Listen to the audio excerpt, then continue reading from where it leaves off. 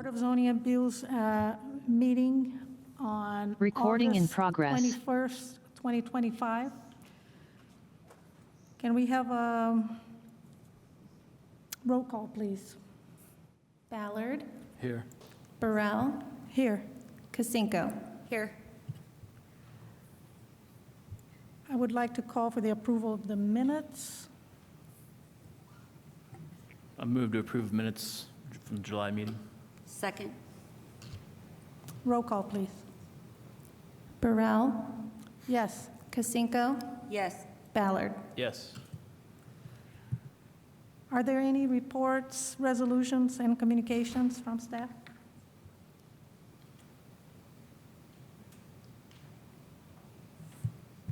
No, sorry, no reports or resolutions from staff. All right. Any from the board? Okay. So today's agenda, we are going to, I'm going to first say the petitions that have been continued to the September 18th meeting are AA-17-22, Joe Kemp Construction LLC and Blackwell Construction, Inc. CU-33-24, use 2024-11-00868, Het Rentals LLC. Also CU-32-25, Spring Point Architects, Barry Clapper. And finally, CU-33-25, Way Engineers, St. Remy HOA. And the petitions we're going to hear tonight are 4 petitions. First petition will be V-13-25, Carolina Lopez. Second petition will be V-22-25, AutoVest LLC. Third one will be V-29-25, Value Built Construction. And the last will be V-31-25, Kathy Church. May I have the first petition, please?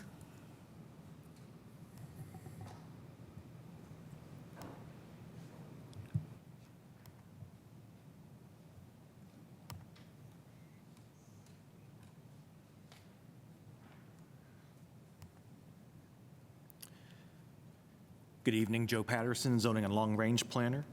Before you is a variance from fence height standards to allow for a 6-foot tall fence along the front east side of the property. This property is located in a residential medium lot R2 zoning district. This is on the far east side of Bloomington in the Park Ridge East subdivision. As you can see, the parcel itself, as well as all surrounding parcels, are zoned R2, and the long range plan calls for this to be neighborhood residential.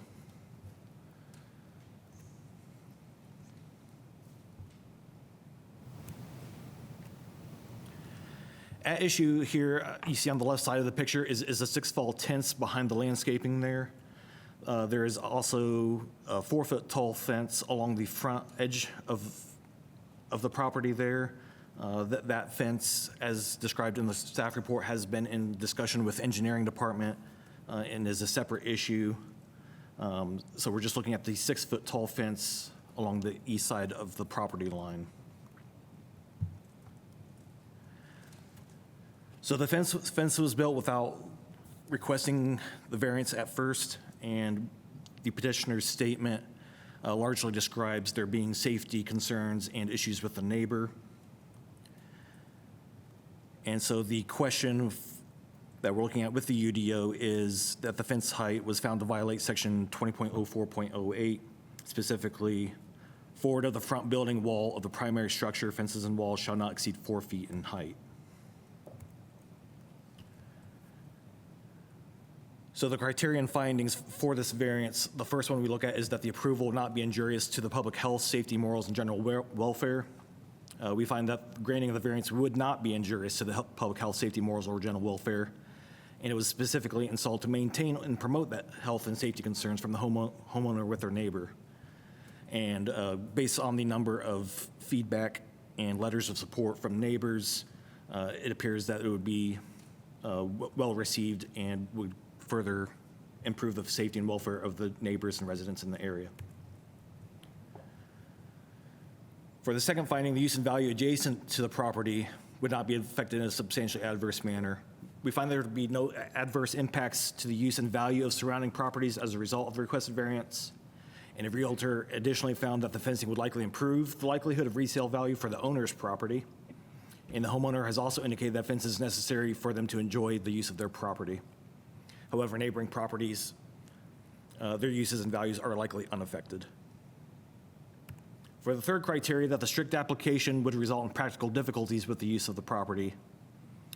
We do not find that the strict application would result in any practical difficulties with the use of the property, and that there are no peculiar conditions to the property that necessitate the variance.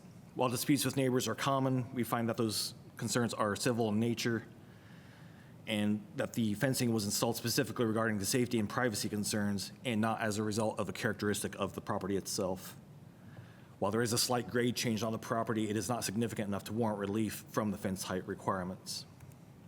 So while this variance would not be injurious to the health, safety, or general welfare, and it would not adversely affect adjacent properties, there are no peculiar conditions with the property that merit approval from relief of the established fence height requirements, and therefore his recommendation that you adopt the proposed findings and deny this variance.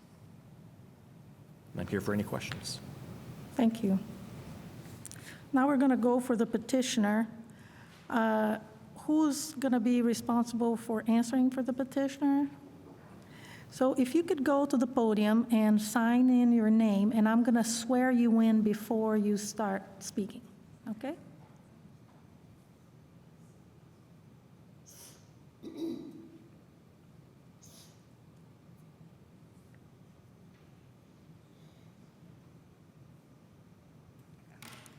Can you state your name? Carolina Lopez. Carolina Lopez, do you swear or affirm that your testimony that you're about to give will be the truth, the whole truth, and nothing but the truth? Yes. Thank you. You have 20 minutes. And whatever time you don't use on the 20 minutes, you can save it for later, after the questions, okay? So you don't have to use them all right now, Okay. okay? Thank you. Firstly, I just want to say thank you so much for hearing our case today. As I stated before, my name is Carolina Lopez, and I submitted this variance request on behalf of my mother, Patricia Lopez, who lives at the house in this request. I am submitting this and speaking on her behalf for a couple of reasons, one being that she is recovering from surgery right now, and the second being that she just experiences so much emotional distress from this whole situation that has been going on for years that she just cannot be here. She is very afraid of this neighbor and afraid that he would come to the meeting, which I don't think he has, and that she would have to interact with him. The reasons for submitting this request are laid out in the packet. However, I just want to say how truly important and beneficial this fence has been, not only to my mom, but we have several neighbors out here in support of this fence as well. This fence was originally built because the 4-foot fence that mimics the same fence that we had on the front was getting destroyed by this 6-foot paneling that this neighbor had actually leaning against that fence originally. And because there was just constant harassment happening on a daily basis. My mom had no knowledge of the 4-foot height rule when she did install the fence. However, just the 4-foot tall fence is not really enough to actually block both the neighbor from seeing and yelling at her and or from seeing the trash and everything that is displayed in the pictures within the packet. So that is why she originally built the fence at the current height it is. And as outlined by our representative, the fence has no impact on the property value of the adjacent house, but without the fence, the state of the neighbor's home and yard do have an impact on the property value of our house. Unfortunately, the state of this neighbor's home and the harassment is a continual issue that has been going on for years. Although they have received notices from the city about their lawn, trash, makeshift fencing, etc., they have continuously either ignored the notices or cleaned it up temporarily only to put it back. We're not asking for anything to be done about that, just for the ability to block it. My mom just wants to be able to walk to and from her house without being harassed, and also for me to be able to visit her without being harassed as well. And I will open it up to a few other speakers that we have. In just a minute, we will open up to the public in Oh, just a okay. minute. Okay? Sorry. Is that all your testimony for now? Yes, Okay, thank you so much. thank you. Okay. And now we're going to go for questions for staff or the petitioner from the board. Mrs. Lopez, I was just going to ask you, when, you said there was a 6-foot fence the neighbor had put up that broke your 4-foot fence, like down, your mom's fence down? Can you come to the podium so it will be recorded as you speak in the microphone? So sorry. No problem. You can buy like this 6-foot fencing paneling, and it wasn't installed. It was just this paneling that was like leaning against the fence, and it kept getting blown by the wind and knocking it into it and knocking away. So it wasn't really like an installed fence, Right. but it was fence paneling that was lined up exactly how the fence is right now, except now it's installed. Okay, and then when did she install the 6-foot fence of her own? About a year and a half ago. Okay, and then you got a notice of violation? Mm-hmm. Okay, thank you. Thank you. Any questions from you?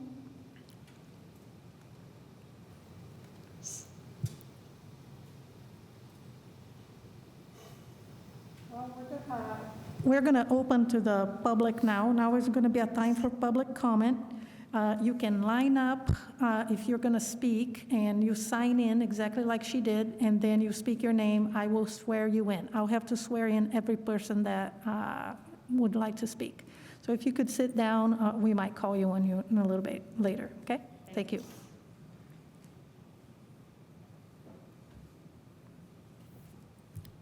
Some of us are short. My name's Nancy Martin. I'm a neighbor. Okay, Nancy, do you swear or affirm that the testimony you're about to give will be the truth, the whole truth, and nothing but the truth? Yes, I do. Okay, you may proceed. You have 5 minutes. Okay, I won't take that long. So I was here to talk mostly about the amount of trash and stuff there. The house was in a fire in 2019, just weeks after I retired on April 9th.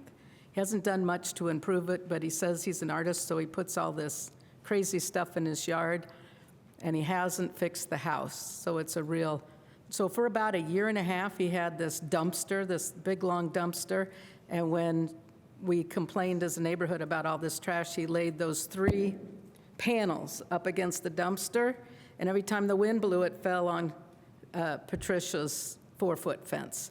And so she thought, well, I'll just fix this. I don't know if it says in there or not, but she has a protective order against him.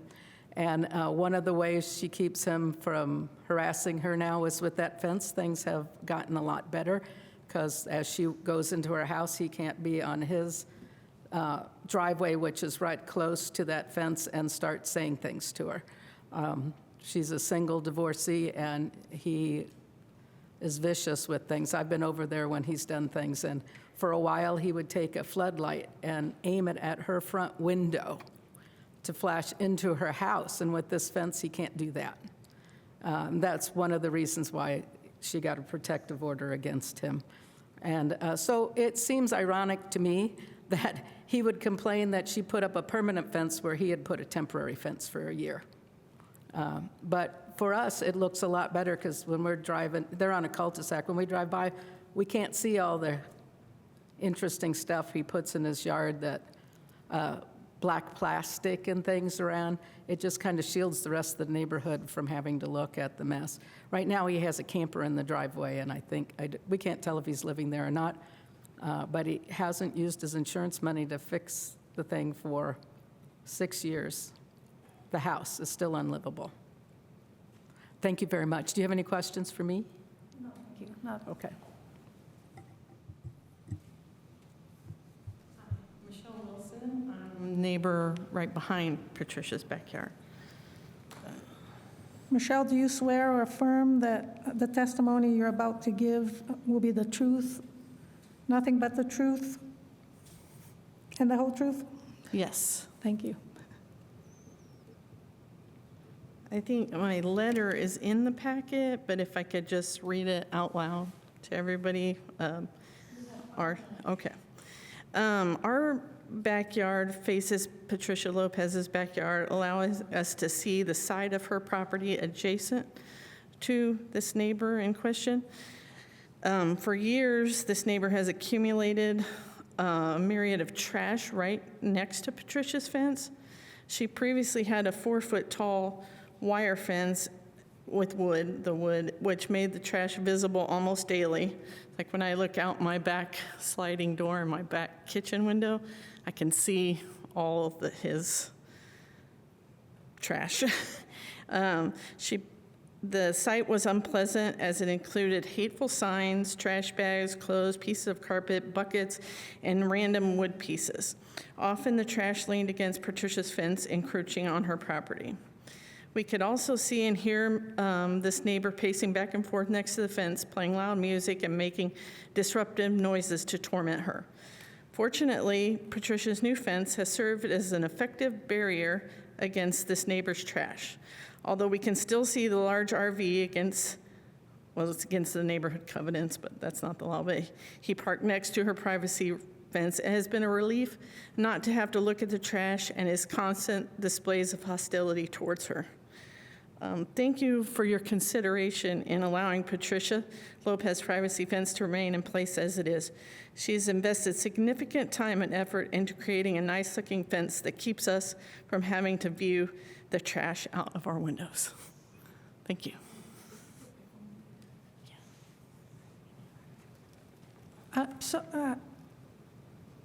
She forgot to sign. Thank you. Anybody else, any other public?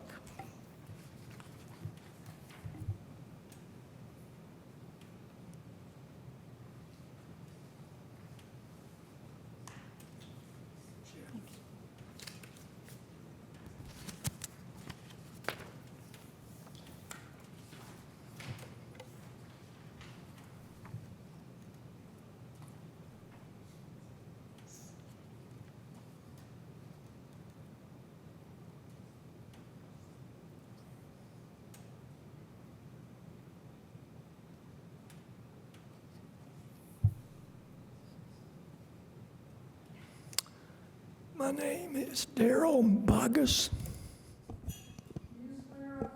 That your testimony you're about to give will be the truth, the whole truth, and nothing but the truth? Yes, I do. Thank you. Thank you. You have 5 minutes.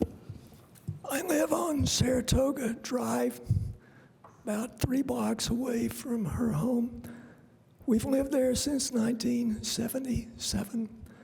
One reason we liked our home is because we didn't have any fences in the backyard. We had small children, and all the yards were open and connected. You could play soccer out there, no problem. Since then, the nature of the neighborhood has changed a lot. There are several fences in different places, different times, different styles, different reasons. It's become more accepted. It's more commonplace now. So I am in support of her variance for this fence at this place, at this time, for very unusual reasons. I think it's not about deer. It's not about the animals. So there are 3 criteria for you to consider. Staff's presented 2 of them are simple. Okay, no problem. The third one is different. So I'm addressing the third criteria. I think it's met, in my view, for these reasons. I believe that requiring a 4-foot fence would create practical difficulties in the use of the property that are peculiar to this property. The existing 6-foot fence is necessary because it's above eye level for most people. You can't see it unless you're tall enough. The fence is visible from her front door and driveway. The owner has an expectation of having some degree of pleasure from being outside her house while going from her car to her front door. The practical difficulty is a 4-foot fence would remove her protection from the visual abuse of seeing the adjacent property and being seen by the neighbor. That difficulty is peculiar to her property because the neighboring property is uphill and therefore more visible, in particular from her upstairs front window. An attribute of her property which is unique is its location next to the adjoining property that is not visually attractive. And what does attractive mean? It could mean that something makes you want to be closer to it. The opposite of attractive would be repulsive, something that makes you want to get away. A peculiar difficulty in the use of this property is that it is next to a repulsive property. If this property is difficult to sell, a reasonable option for the owner would be to try to make the repulsive property invisible, meaning that a buyer couldn't see it. They wouldn't know about it. Not allowing this variance would be injurious to the health, safety, and welfare of the owner, who is a member of the public. When we talk about public, we generally refer to everybody, but the public includes everybody, including the owner of this property. If Bloomington is a safe and civil city, its residents should feel safe, particularly while in their homes. And what does safe mean? If we were talking about harassment, the facts would be determined from the point of view of the victim. When the victim feels threatened, it's harassment. This owner is a single female living alone. She's not especially tall and imposing. She's healthy. She's active, but she's not really big. Before the fence was built. Thank you so much. Unfortunately, your time is up. Okay. Thank you. Anybody else, please? We do have one person online real quick. Yes, can you just wait a second? Yeah, go ahead and sign up. Tia, go ahead and sign in, and yes, let's hear for the person online, please. Craig, you should be able to speak. Yes.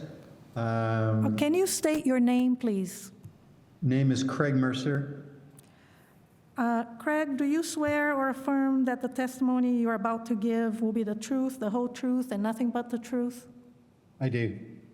Okay, you have 5 minutes. Go ahead. Okay, thank you. I live across the street, directly across the street, and I can attest to everything that has been said about the property being an eyesore. We have lived here since 2016, so shortly, I think either, before or after, whenever that fire took place, we were here and nothing has ever been done. So it's been an eyesore. There's lots of, it's not just trash, it's just very eclectic, very eyesore stuff that in a neighborhood, to the point that was made as regards to sellability of your property, to have the chaos that's on the other side of the fence is pretty atrocious. And that it's been going on for all of these years is kind of grievous, especially for, a single woman alone with someone who is constantly being antagonistic over years, where there has been a paper trail that I'm sure you have access to of the different complaints. Her erecting this uh, 6-foot fence has incredibly improved the the vision of coming into our cul-de-sac. I think all of the neighbors would agree on that, because we're not immediately assaulted with the ugly trash and the ridiculousness that's on that property. And that's not even to speak to his erratic behaviors around the neighborhood and everything else. So I would be in full support. I see that there's absolutely no reason whatsoever that this should even be a dialogue when there has been this ongoing issue for years. The 6-foot fence enhances the look of the whole area. It doesn't detract from anything. It doesn't create any danger. It actually increases the sellability of Patricia's house, and it also helps us in the neighborhood to not have to look at all of the chaos, the trash, and everything else that's there. So we would wholeheartedly support the ordinance for the 6-foot fence to remain, and would feel that anything else would be failure to support and protect a public member from someone that has been consistently and documentedly harassing her for years. So that would be what I'd like to say. Thank you for your testimony. Thank you. Can you state your name, please? Tia, do you swear or affirm that the testimony you're about to give will be the truth, the whole truth, and nothing but the truth? I do. Thank you. You have 5 minutes. Okay, thanks. Well, first of all, I've agreed with everything that everyone has said, and I'm here from the real estate side as a real estate agent in Bloomington. I've gone out and I've seen the mess firsthand several times, and it's awful. It's atrocious. Nobody should have to live by that. But it is devaluing the property of her house, and I think it's going to be very difficult for her to sell in the future. Right now, she can't really do that. That's not on the table, but I think if nothing's done with it, if that fence is removed, it will make it a lot worse.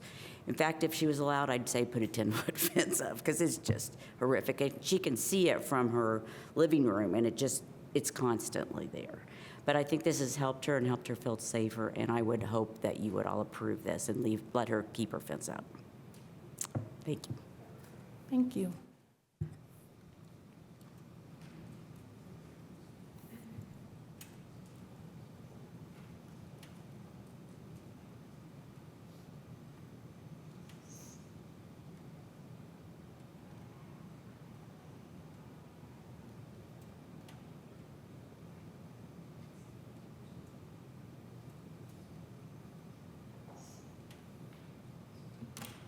Can you state your name, please? Kathleen Vargas. Do you swear or affirm that the testimony you're about to give will be the truth, the whole truth, and nothing but the truth? I do. Okay, you have 5 minutes. Although you've heard a lot about the the difficult-looking property next to Patricia's, I would like to just share a little bit about who Patricia is. Daryl and I met Patricia several years ago when she applied to be a recipient of Solar for All. And Solar for All is a program where residents earn a solar array by putting in 80 hours. We have installed 47 solar arrays on low-income homes to date, and we're going to celebrate on October 4th by doing our 50th build. So that's a little plug for that. But we got to know her through that. She was a really good worker in terms of putting effort into helping other people get their arrays earned. She supplied food. She did actually some of the roof work, I believe, installing the racks that solar panels are put on. So she's been a hard worker since her divorce. She's struggled to make ends meet. She was able to afford a house in Park Ridge East with perhaps some help from some system, but she also is in a situation that is very difficult emotionally for her. And for me, that's what's important here. It appears to be that we have a neighbor here who is not totally emotionally standing on solid ground himself. And to have to deal with the consistent harassment that he has put toward Patricia. I don't know if it's because she's from Brazil and speaks with an accent. I don't know if it's because she's a female. I just don't know why Mark seems to have to continually make her uncomfortable. And it's just unfortunate that she can't be comfortable in this house that she has worked hard to earn and live in. And so for me, allowing the 6-foot fence is really the emotional aspect. I don't care, I mean, yeah, the property doesn't look good, neighbors have shared that, but I really want her to feel safe and be able to go in and out of her house without having to be exposed to the kind of harassment that he has given her. So, thank you. Thank you so much. Is there anybody else from the public that would like to speak? Anybody else online? Nope, there you go.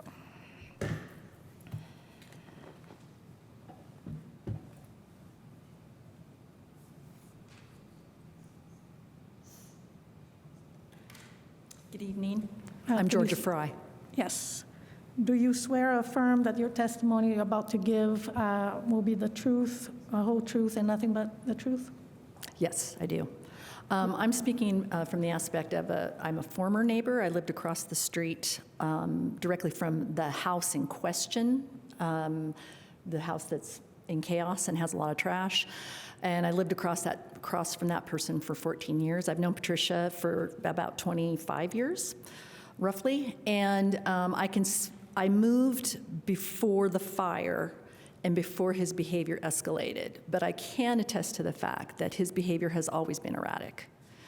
And for some reason, it escalated after I left. I've been back in the neighborhood, and simply put, I am so glad I was able to sell my house before it is now in the chaos it is. It's unlivable. Frankly, I don't understand why the city hasn't intervened and addressed it. And I'm aware of the harassment, and some of it's been racially motivated harassment that she's experienced from him.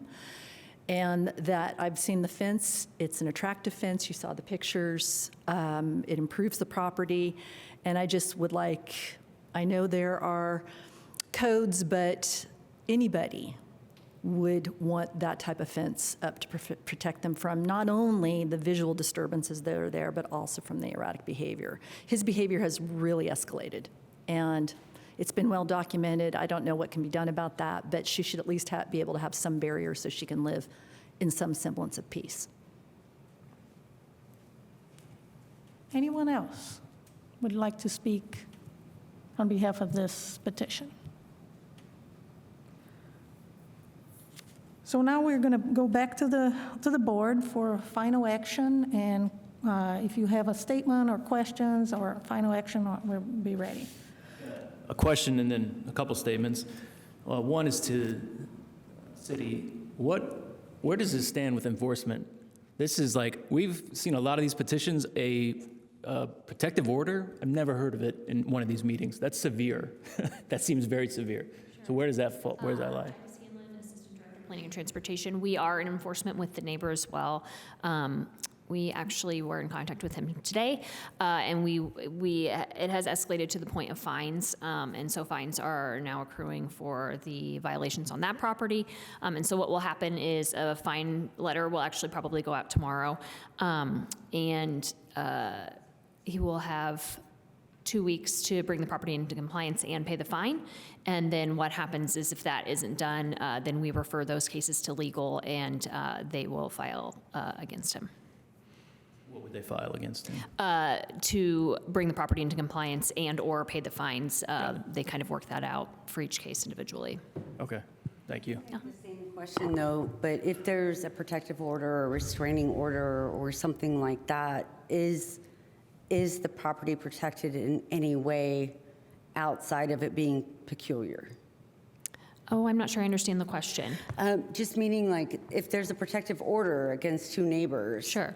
And a neighbor puts up something to protect themselves, then what's the typical precedent for something like that? Sure. So variances or things you see don't set precedent. So that makes it a little hard. We have definitely had, I can think of one case in the past where there was a protective order related to a fence that a variance was issued so that the inside of the house was not visible from a very close sidewalk because of a person that they had a protective order against. When you're crafting, if you're thinking about crafting alternate findings for number 3, you'll want to be thinking about some of the things that, like Mr. Boggess said, this is a unique situation because she is immediately adjacent to another property that is problematic, and that still kind of ties it to, the details of the actual land and its surroundings. Okay, and then I have a second question, I think, for the daughter. When was the protective order filed? How long does it last? And what was it filed for? Was it filed for verbal, physical damage? What was it filed for? I'm sorry, I don't know the exact details, but I think it was filed about a year and a half ago to 2 years ago, and it's, I believe, a 5-year protective order for verbal harassment and abuse, and he did violate it and was arrested for violating the protective order before. Okay, one more question. The house on the other side of this property, is there also a fence? What's on the other? No, we should be looking at this property only, okay? Should I answer? Do you have any more questions, Leslie? No. Not at this point. How about your statements? Yeah, so I'll give a statement, then I'll make a motion. Okay. First of all, this is a pretty sad event happening, and I'm really sorry for all of you, for your mother. That's incredibly unfortunate. So we sympathize, very much so. As human beings, we have neighborhoods, we sympathize with you. We appreciate the testimonies. That all goes, we hear that, that goes to the heart. But I always want to clarify what the purview is of the BZA and what we're allowed to do and not allowed to do. If we could vote on a motion, this would be quick. This would be easy. Protect our citizens, let her have the right to a peaceful living situation, absolutely. But what we're stuck on is number 3. So the first 2 check boxes, city says yes, yes. So the third one, we have to come up with evidence enough to overturn basically what the city's findings are. That's all we're allowed to do. In this situation, though, I find the Google map and also the comments from Mr. Boggess, sorry about that. This isn't an uphill, so his letter, this is why the public input is so important. His letter to me highlighted how we can address number 3, which is the slope of this property. So the slope of this property, I can see on Google Earth, that is significantly higher, this person's property is significantly higher than your mother's. So to me, because of that, it ties into the practical difficulty that he said, which is a 4-foot fence wouldn't allow the same as a 4-foot fence on 2 flat properties adjacent to each other. So that's going to be my motion to approve this, because again, we take everything into account, but we can't vote just on that. We have to have concrete things that say, but I do believe in this situation, the slope of this yard allows us to say, no, this does need to be a 6-foot fence. And as 2 out of 3 of us are real estate agents, seeing property values do this to properties around it is, that should just never happen. So I'm sorry that it has. So with that, can I go ahead and make the motion? Okay. So I'll, for the board to adopt the proposed findings and approve case V-13-25/VAR-2025-03-0063. And the third criterion that we have to meet would be the practical difficulty is the slope of the neighboring yard being much higher than this yard that we're talking about, so therefore we would need 2 extra feet.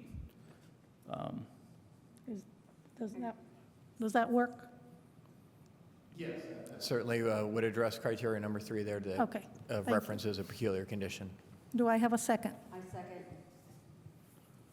May I have a roll call, please? Kasinko, Yes. Ballard, Yes? Burrell. Yes. Okay. Good luck. Thank Good you. luck with that neighbor, I hope. I hope he gets help. Now we're moving to our second petition, V-22-25, AutoVest LLC. May I have a presentation for that as well?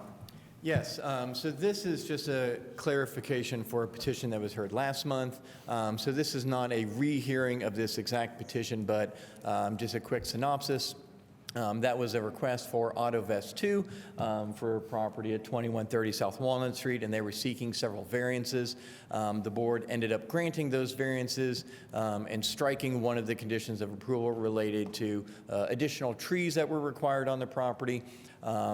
And one of the variances was also from maximum spacing for street trees. However, the board did not strike the condition of approval related to the street trees having to meet the UDO. So that contradicts the finding to approve that variance. And so there needs to be a new motion to approve that variance, striking condition number 2 and number 3.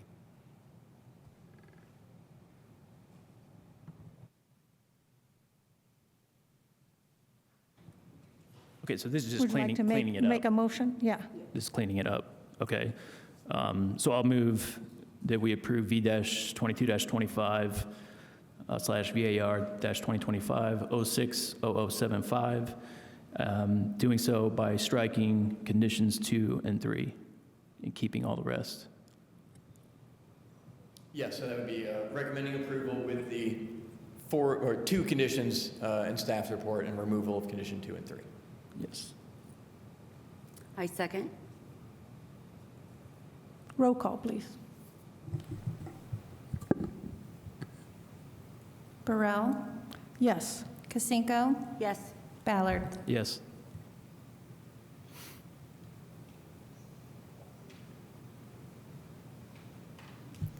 We're moving to our third petition. This is case V-29-25, Value Built, Inc. May I have the report, please? Yes, I'll be presenting David Brantez, zoning planner and GIS analyst. Let me just pull up my screen share here.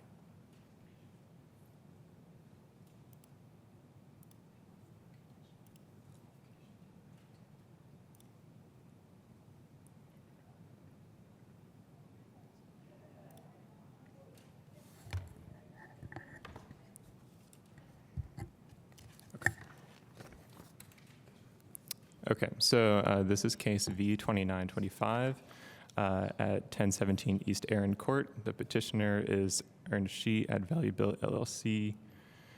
So the property is located on the northeast corner of East Erin Court and East Azalea Lane in the Walnut Creek neighborhood.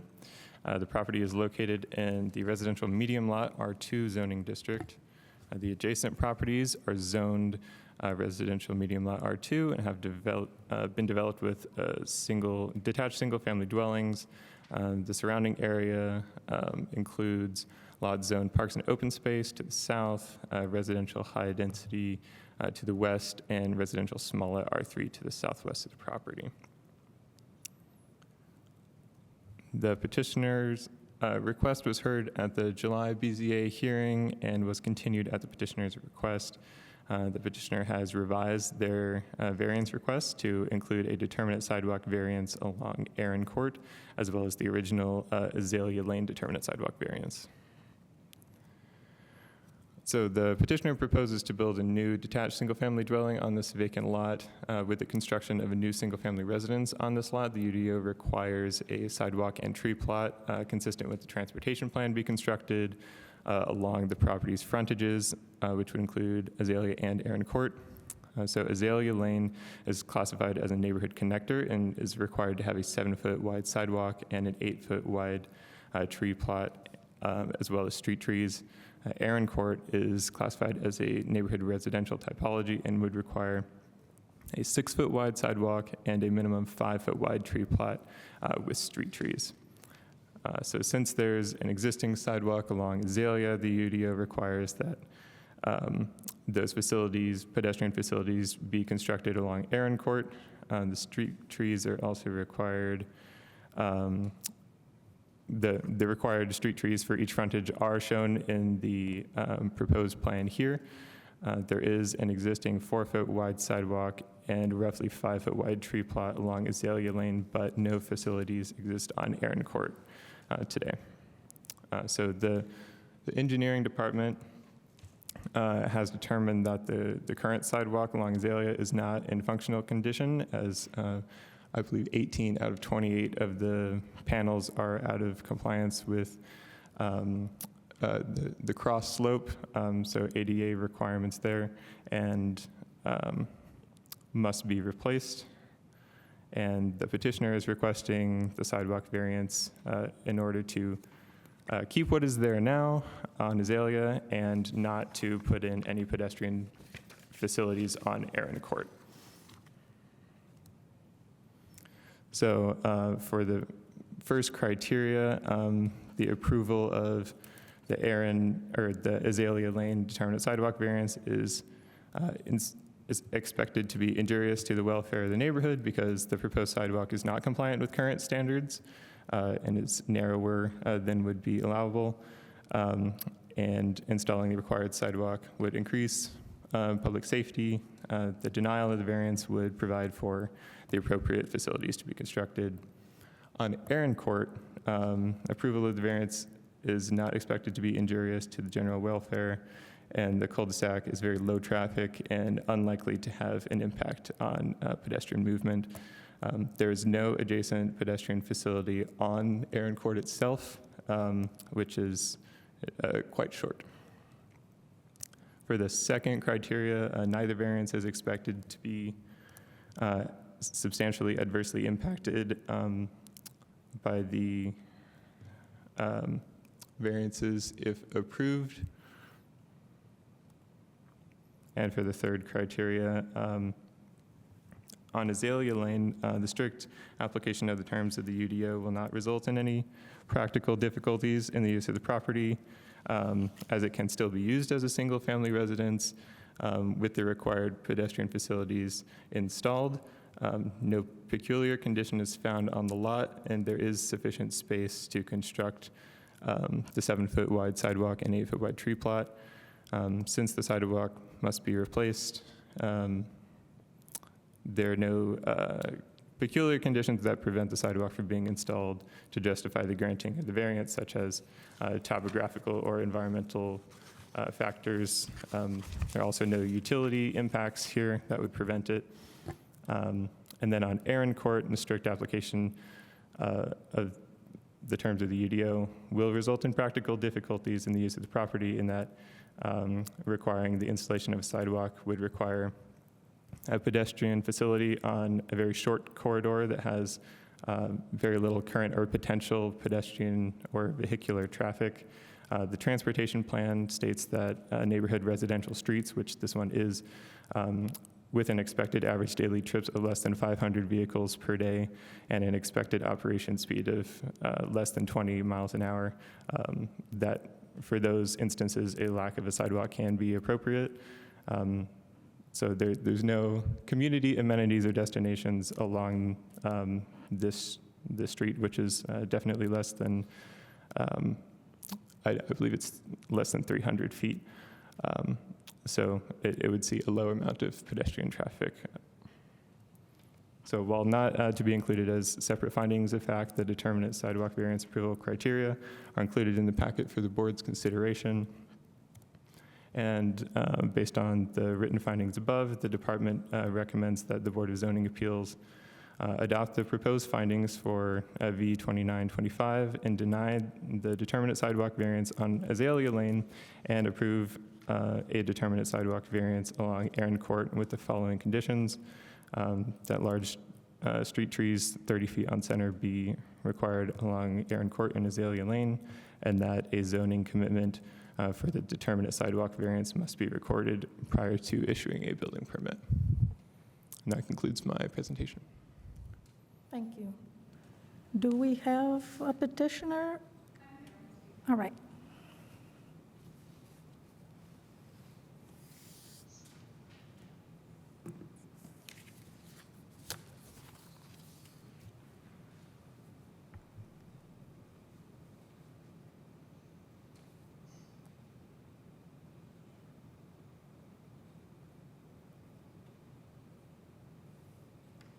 Please state your name. Sable Byers.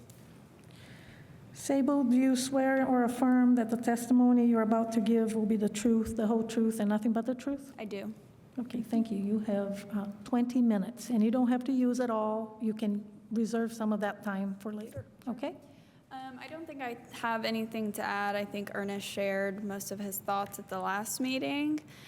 He just wants to reiterate that having to invest that much in changing a sidewalk that is already there is going to increase the cost of the home, and he likes to, provide an affordable single-family home. So keeping that cost down is important. But if there are damaged areas of the sidewalk, they'll be happy to replace those. They just want to avoid having to widen the entire thing. So I think that's all we have to add. Okay. All right. Well, thank you. Okay. Do I need to stay up for questions? Yeah, you can stay close by. Yeah. Any questions from the board? Well, actually, yep, questions from the board, then we'll go to the public. Just really quick, when did the city go out, I guess it's for planner, did the city go out after our last meeting and check the panels? Because I actually drove to this site to walk around on it and kind of see the lay of the land. I have been out there between the July meeting and now, but Maria McCormick from the engineering department did conduct a site visit before the July meeting. I think it was either the 22nd or 23rd, but I hadn't gotten that information from her quite yet. Okay. Yeah, I think it said like 18 out of 24 are malfunction or whatever. And so quick to the petitioner. So they would be in agreement, petitioners would be in agreement if they got this to replace all of the defective panels? That's what he said. 18 out of 24. Okay. I know it was mentioned in the packet, like, that the slope is off, so are we referring to that, or if it's like cracked, damaged concrete? Well, we would make this a condition, first of all, so he would have to. Right. As part, if it was approved. Yes. But I guess, would the city then work with them if it gets approved to go out and? Well, I think I'm asking for clarification, like the 18 out of 24, is that? The panels themselves. Right, but like improper slopage or like it's cracked? and Yes, damage. so what's before the board is a determinate sidewalk variance to not require a sidewalk to be installed that would meet our transportation plan requirement, so a 7-foot. So they would have to replace the sidewalk per the engineering standards for however many panels, or if it's just not possible to, do 18 out of the 24 and have it be a functional system, then they'd have to do the entire length of it. So what the board is deciding is, should what goes back be a 4-foot or something that is different? Okay, so we couldn't make a condition. We couldn't approve this with the condition that they would have to replace 18 out of 24? Yeah, so that would be up to the engineering department, so the board is just simply reviewing what would be the width of what The goes width. back. Yeah. No, I'm Do we taking want 4 feet or 7? the cost that's the cost of this. Like, we're able to take financial impact into consideration, so that's really where my question's coming from. Versus, I think the petitioner had 20,000 and 15,000, 35,000? For the whole sidewalk. That's for the yes. whole, for both. both sides, Right. both streets. Right, Yeah, okay. Yeah. at 7 feet. That would be offset to the consumer. Yes. That's what he said. Yes. Okay, Yeah. thank you, that's it. Any questions, Leslie? You're good? Okay, well, let's go to the public. If there's anyone online or in chambers that would like to. If there is anybody online that would like to speak to this petition, please use the raise hand function and we can recognize you.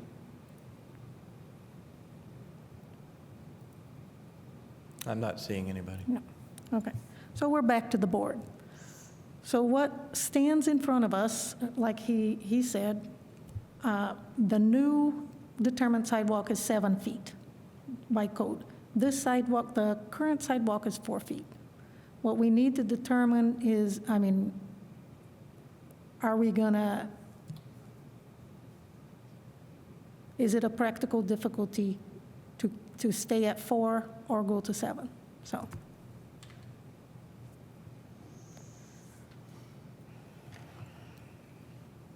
I think under the determinate sidewalk variance credentials, even though we can't use them as findings of fact, D&E say location is such that there's other pedestrian networks to use, and it sounds like there's sidewalks all around here. And then E is uniformity of development of the area best served. To me, uniformity of the area is best served when others, why make this if everything else in that neighborhood is the same and it's functional outside of the panels that need to be replaced?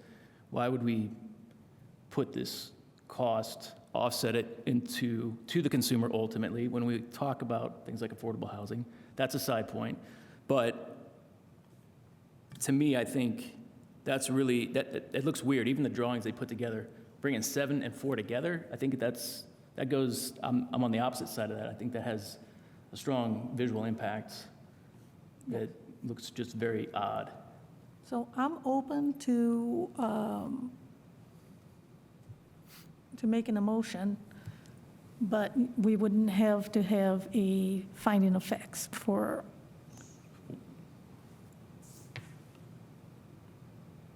Would it be for 1 and 3?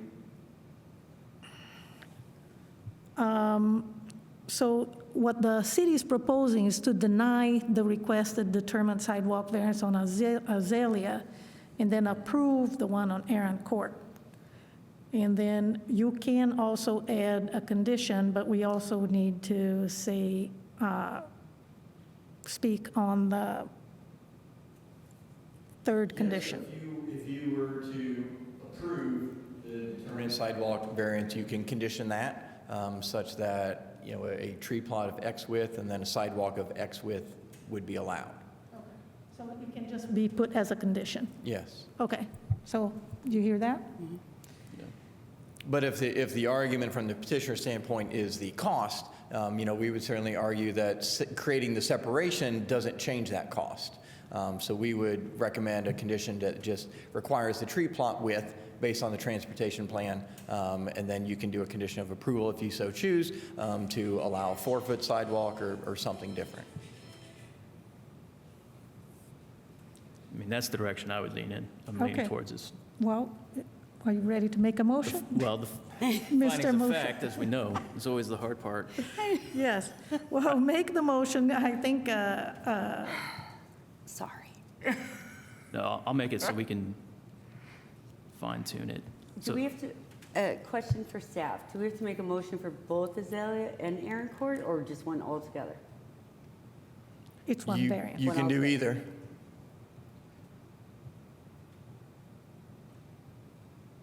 I mean, I'll just do it all together because I Okay. agree Yes. with, already with Yeah. giving them the variance on the other one. Go ahead. So that the board adopt the proposed findings, V-29-25, ZR 2025-060081, and approve the requested determinate sidewalk variance on both Azalea Lane and Aaron Court with the following conditions. One, the street trees 30 feet on center per the transportation plan. Two, zoning commitment for the determinate sidewalk variance must be recorded prior to issuance of a building. And I would add three, that the petitioner has to work with the engineering department on the replacement to bring it into compliance On the existing on the existing. sidewalk sidewalk. on Azalea. Yes. Does that work? Do we need to put the width as well in there to make it clear? I think that would probably be helpful, yes. Right, so keeping the 4-foot sidewalk as is. Okay. Okay. I second that motion. And then, Tim, I think it might be also helpful with that of if you're approving the variance to allow the tree plot width as is, whereas the 7-foot tree plot is what would be required. Okay, and that's per the transportation plan, you're saying? Yes. Okay. Yeah. As is. Or I'm sorry, Where- 8 foot, on the- 8-foot wide tree plot is what's required. Okay. So I would, add that as a friendly amendment. Okay. Do you agree with that? I agree. Okay, everybody good? Did you get it? Or motion stands. Can you, I'm sorry, Mr. Ballard, did you make alternate findings for the determinate sidewalk variance on Azalea? Because we were recommending denial of that. Right, So I think you referenced a few criteria that were the alternate findings, but it might be helpful to just kind of summarize those. Right. So the alternate findings, being under determinate sidewalk variance approval criterion, D and E. I don't have to repeat those, but I think also, hang on.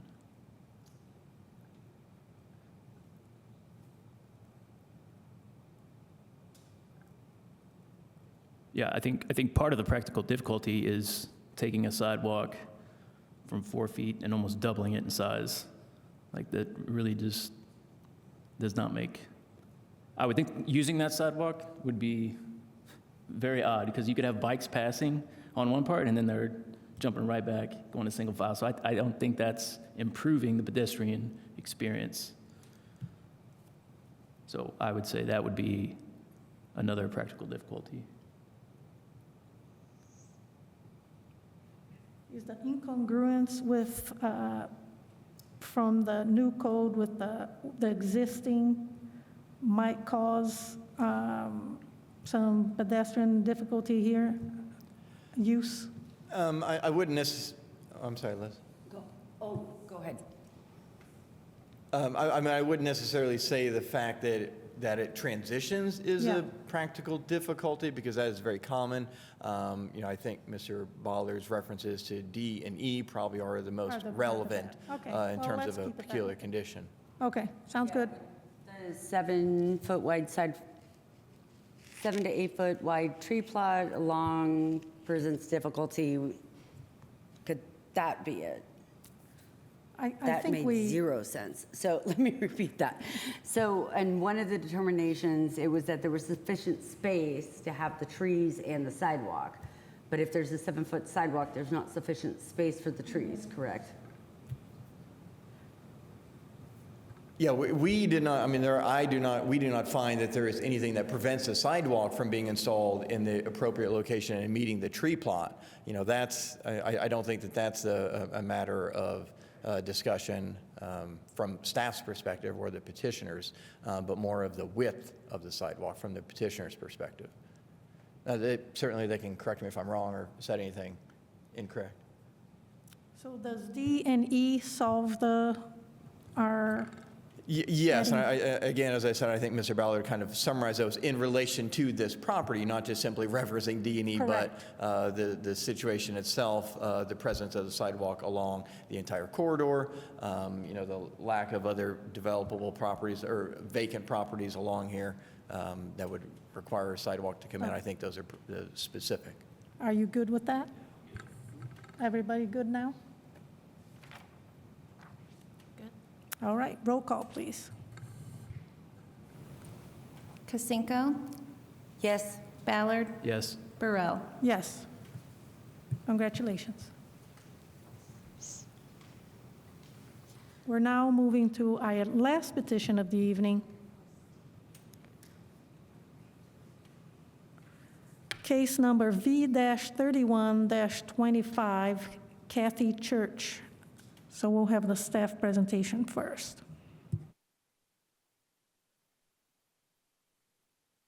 As zoning planner and GIS analyst, I will be presenting about 318 East Wiley, which is case V-3125, and I will pull it up shortly.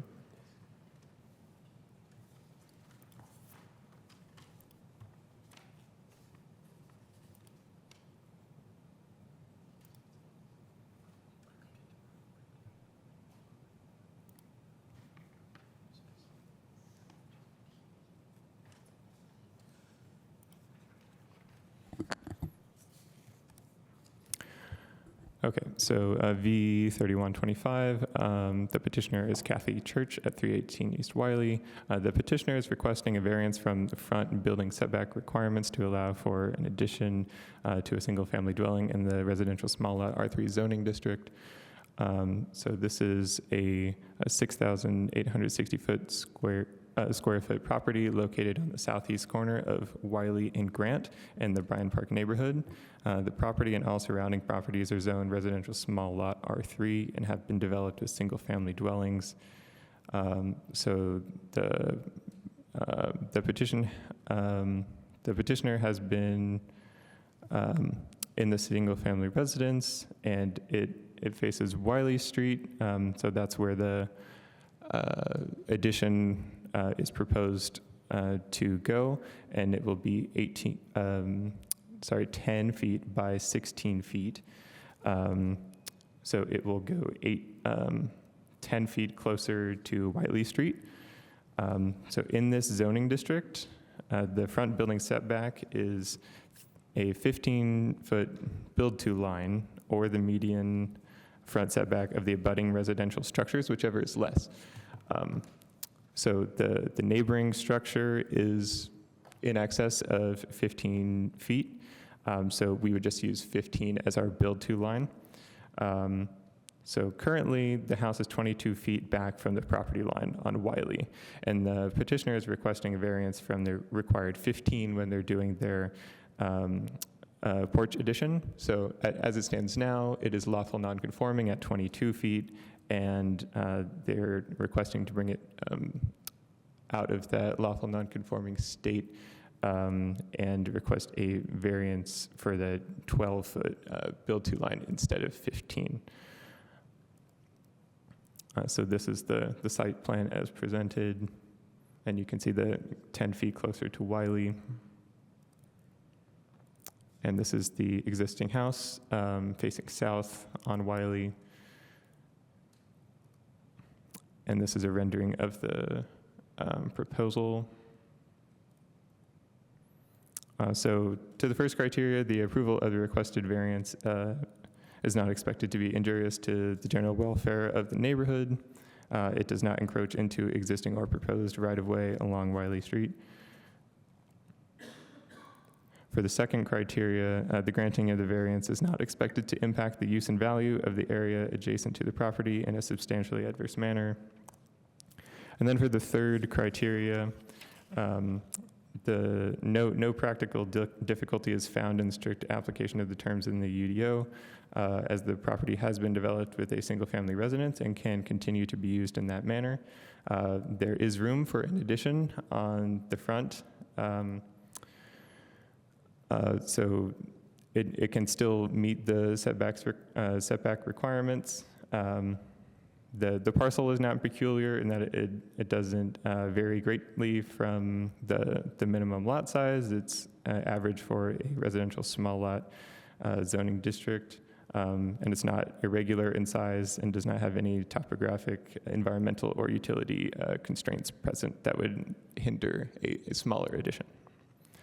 So the recommendation based on the findings above is that the department recommends the Board of Zoning Appeals adopt the proposed findings for V3125 and deny the request.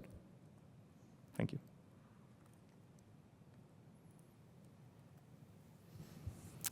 Thank you. Is there representative for the petitioner here?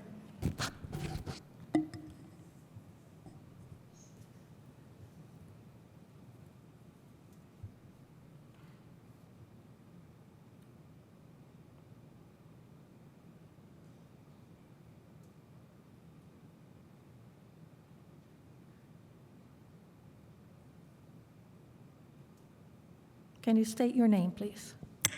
Kathy Church. Kathy, do you swear or affirm that the testimony you're about to give will be the truth, the whole truth, and nothing but the truth? Yes, I do. You have 20 minutes. We wish to add this addition to our house because it's a very small house and tends to be dark inside. It's limestone, and this would allow for a glassed-in sitting area for myself and my handicapped son. The width of it would allow us to have big enough doors to move wheelchairs, walkers, and such in and out of it. And it would attach to the house. It would allow for entrance from the driveway and also continue the other side across the front of the house and then down steps into the side yard.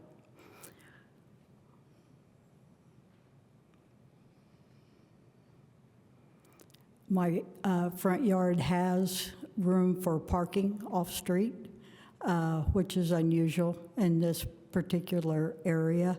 There's a lot of street parking, and we have put stone down so that our friends and people that come can park off the road, and that will not be impacted at all. I think that's all I have. Okay, thank you very much. Right, we're back for questions, back to the board here for questions. I have if you guys don't mind, I'm going to start here with questions. So when I look at the drawing here, what we're talking about is 3 feet of encroachment, is that it? Yeah. So if the building were to be 7 foot wide, I mean, the porch 7 feet, it would be compliant? That is correct. Okay. So my question is for the petitioner. Would a 7 foot wide room be enough room to maneuver a wheelchair? It would not. The door would take up the entire area, and you couldn't have chairs out there and have a walkway. Are the doors 3 feet wide minimum, or is that They're wide? sliding glass doors, yes. Okay. All right. Thank you. Any questions? Just a quick clarification, because I know that the petitioner, as you've said, there's no way to build this on the other 3 sides of the house, but then the findings of fact from staff was that there was really no issues around the house why this couldn't be on another side. Is that correct? We didn't find any obstacle to adding to other sides of the house. I have not measured from like the west side to the, from the front building wall to, what street? Grant Street. So I don't know if you can make an addition there, but as it stands now, you could add a compliant addition on Wiley Street, and perhaps the door would need to be in a different place, but that's not exactly peculiar to the property as we see it. So thank you for that. Then my question is to the petitioner, have you considered that? So you would be in compliance? The west side of the street? West side of the house. It is a two-story on the west side. You couldn't take it off of the house without putting in a big framework because the basement has an exit on the west side of the house, and that would add significant cost and would cover up the basement exit. So you'd have to accommodate that. Thank you.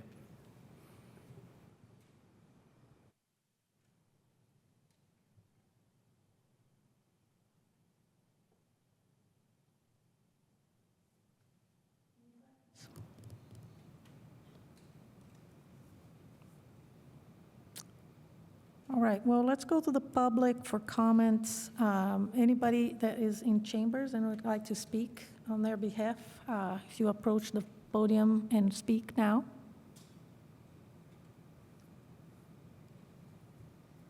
Anybody online that would like to speak? I'm not seeing anybody online. Okay.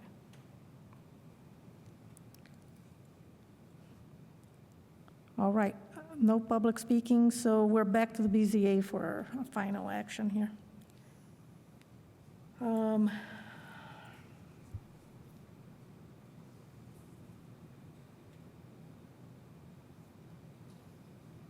Can I ask a quick question for Yes, the three of us? absolutely. By looking at that picture on page 49, this is really to anybody, staff included, would there be a way to shift this to be in compliance? I mean, you can put the doors on the north side of the building rather than the east side of the addition. I mean, they could. I think there's lots of opportunities where you could put the doors at a different location if opening that is, the key component there. Right, so there would be options to keep the same dimensions you have, just kind of alter the configuration. Do you, sorry, we're going to ask you a question. I'll ask you a question so you can answer exactly what you're going to answer. So can you answer to what Dave asked about the location of the doors? Would it work as staff suggested?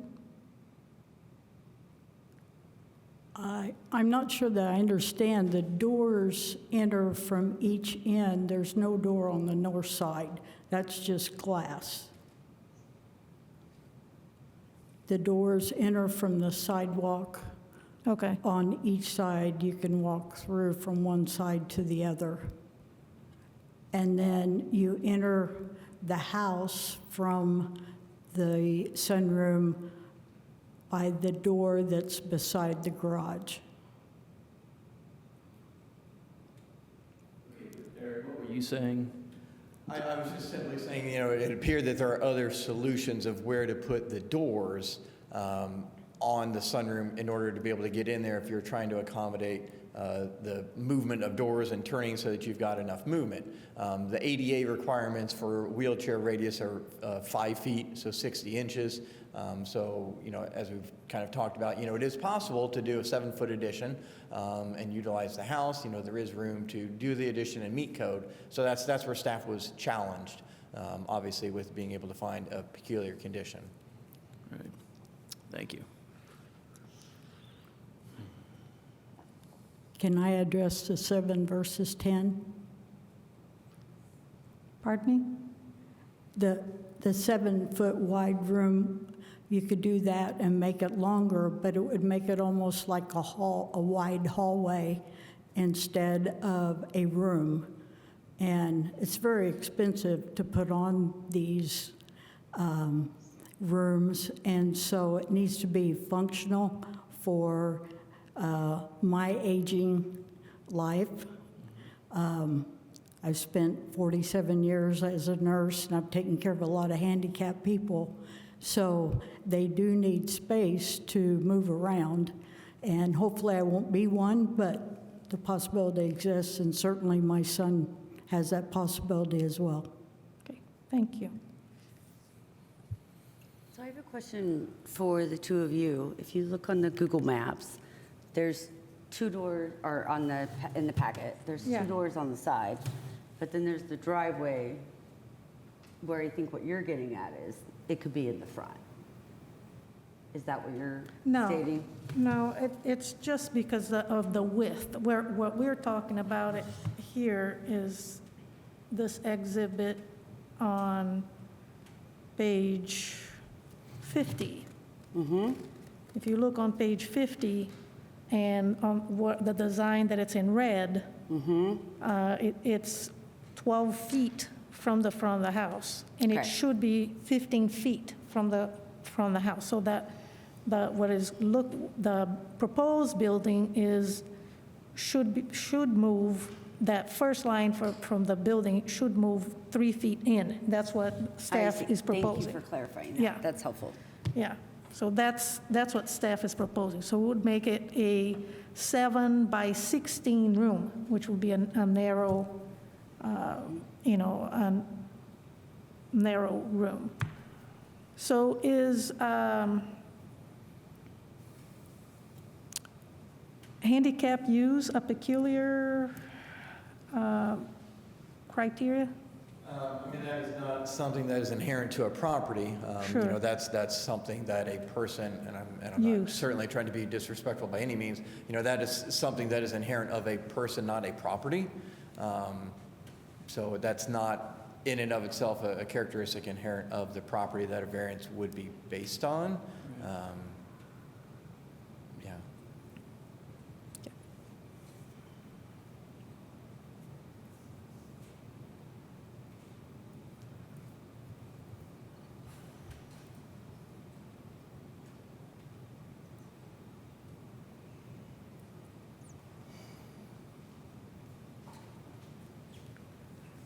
Yes. Jackie Scanlon, Assistant Director. I think you could make the argument that, that the house is too close to the road to add an accessible addition within the setback. And that Okay. an accessible addition is becoming more customary.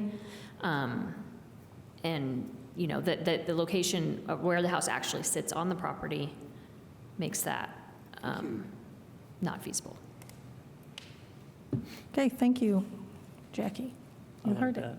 Go ahead. Ready to make a motion? I'm done. No. All right.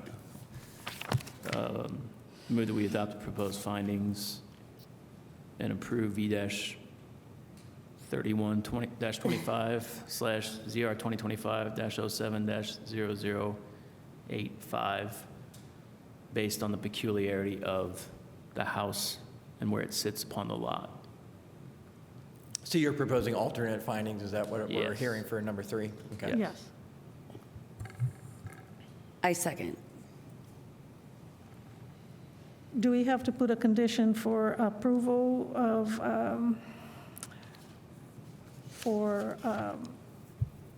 she won't need to show, for a permit, a building permit? You don't have to put that condition. Okay. It's obviously an automatic. You have to It have will a be an building automatic. permit. Okay. We just have that obviously oftentimes to reiterate that, but you don't have to put that as a condition. Okay, sounds good. You So, know, you might obviously, and sometimes in these situations, we say, this approves the design as shown. As shown, yeah, correct. That's a Can you standard do condition, that just to make it clear for- that it is a specific for what is shown and submitted with this petition.